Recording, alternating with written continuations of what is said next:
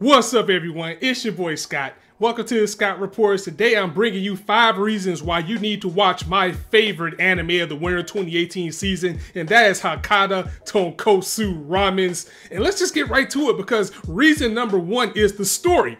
Of course it's a story because it is a little bit of a twist on something. You know, Hakata Tonkotsu Ramens is about a group of hitmen.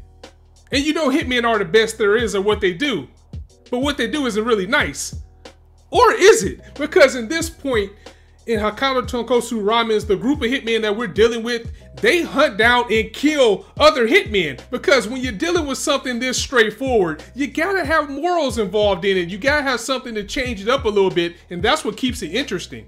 It's an interesting concept that we have seen before, but Ramens brings its own flair to it. Similar to the movie and comic book Wanted, each one of these people specialize in their own certain little thing that they do and how they all work together and lean on each other and associate with each other is what makes the nucleus of this series of how they all interact. In this kill or be killed city, there are cops and other individuals who are caught in the middle of this war of all these hitmen just vying and going after each other just to stay alive. And as dark and as gritty as this story sounds, it is still a fun ride every episode. And if this kind of sounds and looks like Durarara when you first take a glance at it, that won't exactly be insulting this series, because there actually is a crossover light novel of Durarara and Hakata Tonkotsu Ramens that I wish I could read it or it was translated somewhere, because Durarara is my number 5 anime of all time, and I definitely would want to check that out. So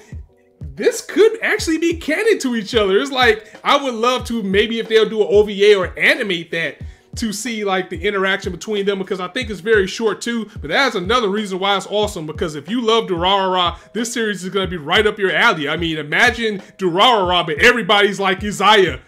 That's pretty much what you get with this series. The second reason to get into this series is the characters. I mean, come on. The second main character is a trap. I mean, Lin dresses the way he dresses because he likes it. But there's also a reason for it that will tie into the series, particularly in the first arc. And I must admit, you know, it was kind of off-putting at first, but once you see this female and then you just hear a straight-up dude's voice come out. I mean, straight up like Dr. Girlfriend voice from the Venture Brothers. That just shows you the type of wild ride that this series is going to take you on. And then of course there's our main character Bamba, who runs the Bamba Detective Office. You know, he's one of the main hitmen, and he's always cool, calm, laid back, and he loves ramen, he loves baseball, and that kind of ties into the title as well. I don't want to spoil too much because I do want you to check it out, but trust me, it all makes sense once you start watching it and once it gets down to it. And he's holding a secret that is a blast to reveal, but rest assured that if you hire him, he's gonna get the job done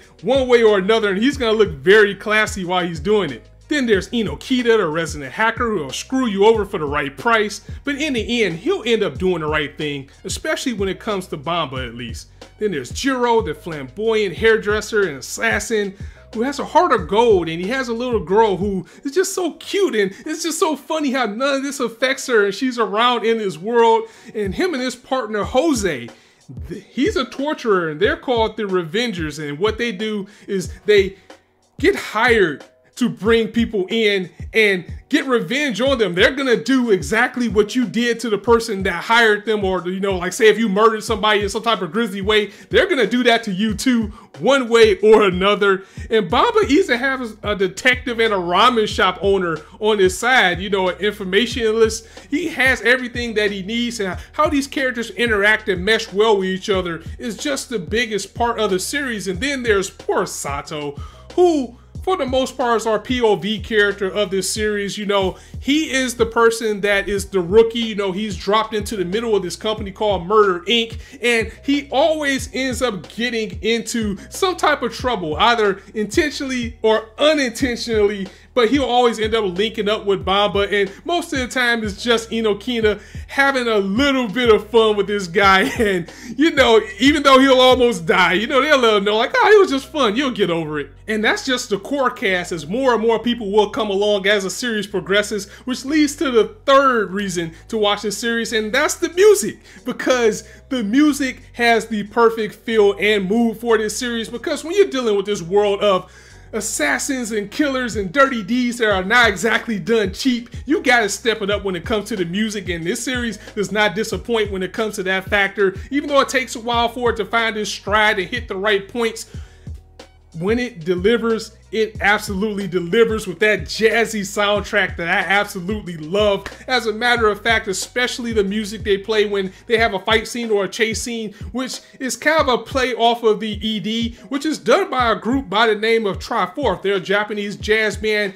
and the ED is called Dirty Bullet. And this series has some of the hardest horns I've heard since Bebop in the anime, and that song just may rival Tank as far as some of the greatest jazz I've heard in anime. I am serious. Go give it a listen when you get a chance. Watch the series just for it, as a matter of fact, because the ending as well as the opening, I listened to them both multiple times throughout the day, especially the opening. When the opening hits, I turn around and listen to it right again, as the opening Stray is done by a very popular group by the name of Kishida Kyodan and Akabishi Rockets, who are also known for doing the greatness of High School of the Dead's ED. They've done Strike the Blood, they've done Gate, they've done All the Ramen in the Sky. They have an impressive resume under their belt as far as the music that they've done, and it just does a great job of exciting you and putting you right in the mood and kicking you right in the ass, just like the fight scenes that they have.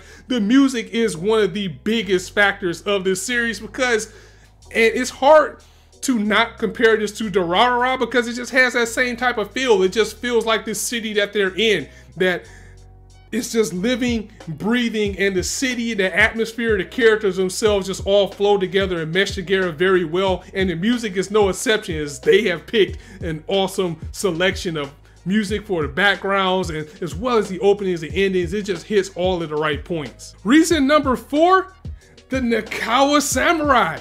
Who is this mysterious hitman who has never missed his target and has the entire city on watch and has the entire city shook?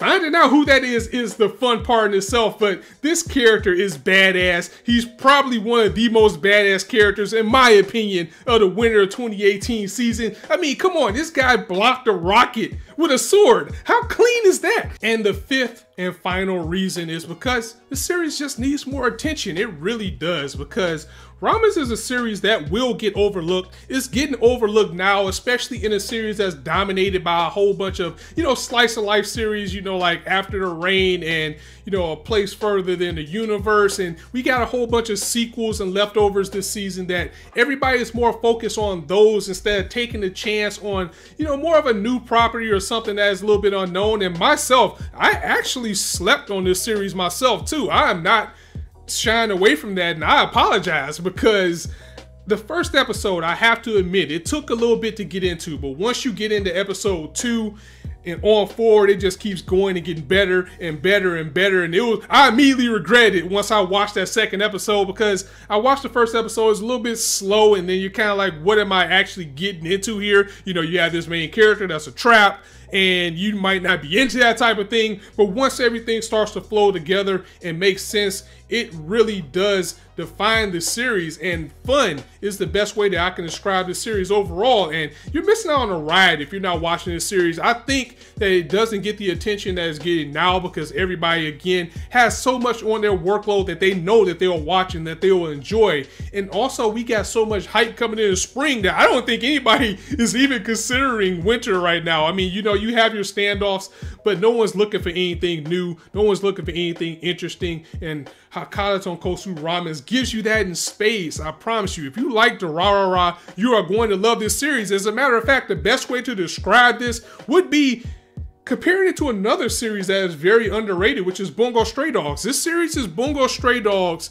meets Durarara, and it melds together so well, and I highly recommend the series. And even though this is a seinen series, it really, well, it does take itself seriously, but it's not afraid to tone things down a little bit and get a little bit lighthearted and get a little bit funny, like some of the baseball games that they have, or even the relationship that Bamba and Lin has. Like, Bamba is full aware that Lin is a trap, so he would do things just like play around, like there's lap falls, and you know, he'll do things like compliment him, like how he looks and dresses and things like that, but it's all in fun. And even though when you deal with seinen, most of the time they really don't go onto the avenue of making like jokes and things like that, much like Bungo Stray Dogs. It's a seinen series that isn't afraid to make you laugh. It isn't afraid to give you a good time, and that's a refreshing thing, because a lot of times when we think of seinen, we think, you know, like Berserk and things that are just going to be super depressing, and you know, you just gotta be in the mood to watch it. But this is one that you can watch and enjoy no matter what type of mood you're in. And this series is a hidden gem. Again, take Bungo Stray Dogs, take Durarara, and mix them together. You have comedy, you have action, you have grit, you have just a certain type of flair and style, especially, and I can't praise that ED enough, from the presentation of the opening and the ending that's very Durarara-ish, even Cowboy Bebop-ish. It's just a lot of things that you can take from this series and enjoy, and that is why it has been my favorite of the winter anime season, and it's probably going to be one of my favorites of the year, depending on how this thing turns out. So again, that was my 5 reasons of why you should be watching Hakata Tonkotsu Ramen. Definitely give it a chance if you have not. If you are, let me know what you think of the series, and if you plan on watching it, let me know too, because this series really does deserve the attention. And I'm going to go ahead and get up out of here. So guys, if you like this video, go ahead and give it a like, and if you want to hear more, go ahead and hit that subscribe button, as there's not a shortage of content you guys indulge on this channel. And as I always say, you guys can be anywhere on YouTube right now, but you chose to listen to me. And I really appreciate that, so thanks for stopping by. On that note, it's your boy Scott signing out. See you soon.